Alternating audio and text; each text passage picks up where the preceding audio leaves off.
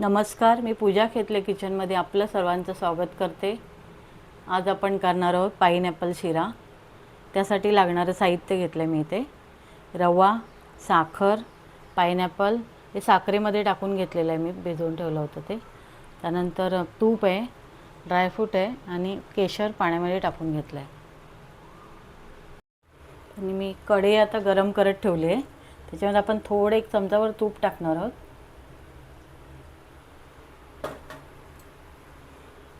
त्याच्यामध्ये आपण हे ड्रायफ्रूट आहे ते तळून घेणार आहोत।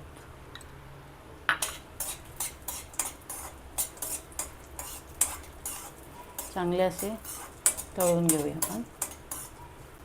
आपल्या ते हे चांगले तळून झालेले आहेत, आपण काढून घेऊया प्लेटमध्ये।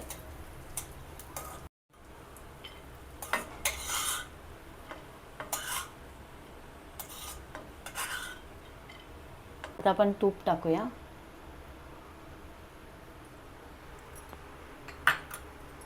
थोडं तूप गरम झालं की आपण रवा टाकणार आहोत। रवा टाकून घेऊया आपण।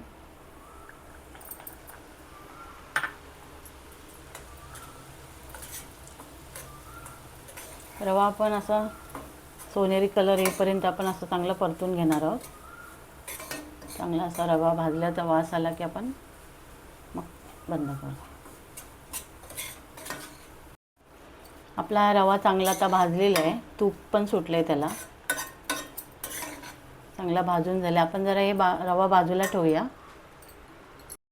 मी इथे त्याच मापाने 2 वाटी पाणी गरम करत ठेवलंय। रवा घेतलाय त्याच वाटीने ठेवलंय। त्यानंतर त्याच्यामध्ये आपण केशर टाकणार आहोत। याला आपण चांगलं आता उकळी काढून घेऊया। पाण्याला आता उकळी आलेली आहे, हे बाजूला करूया। आता आपण याच्यामध्ये रव्यामध्ये पाइनएपल टाकून देऊया।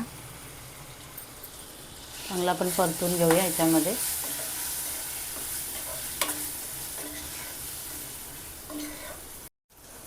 पाइनएपल आपण हा साखरेमध्ये टाकून ठेवला होता, त्यामुळे याला आंबटपणा राहत नाही पाइनएपलला। आता आपण हे उकळी आलेलं पाणी टाकणार आहोत। थोडं थोडं करून टाकायचं।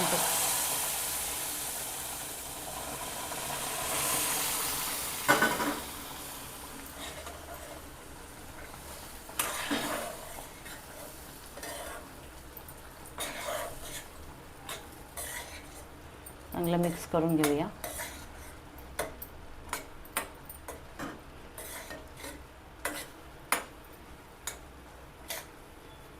थोडं आपण 2 मिनिटं झाकण ठेवूया।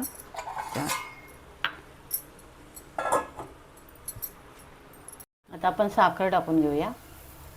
तो साखर कमी जास्त करू शकता। मी इथे 1 वाटी घेतले, 1 वाटी रव्याला 1 वाटी घेतले। पण हे चांगलं मिक्स करूया रव्यामध्ये।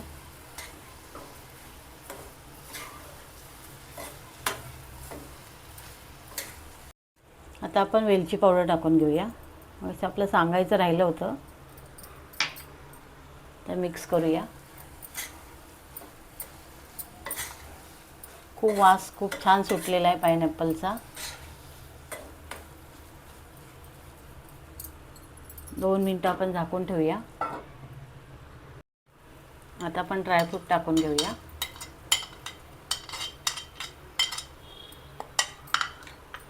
मिक्स करूया।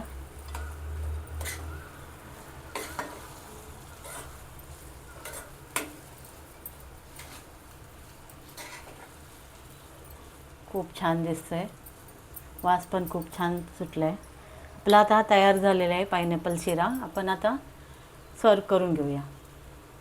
आपला हा तयार झालेला आहे पाइनएपल शिरा। खूप छान झालेला आहे, तुम्ही हा नक्की करून बघा आणि आपल्या चॅनलला लाईक, शेअर आणि सबस्क्राईब करा। धन्यवाद।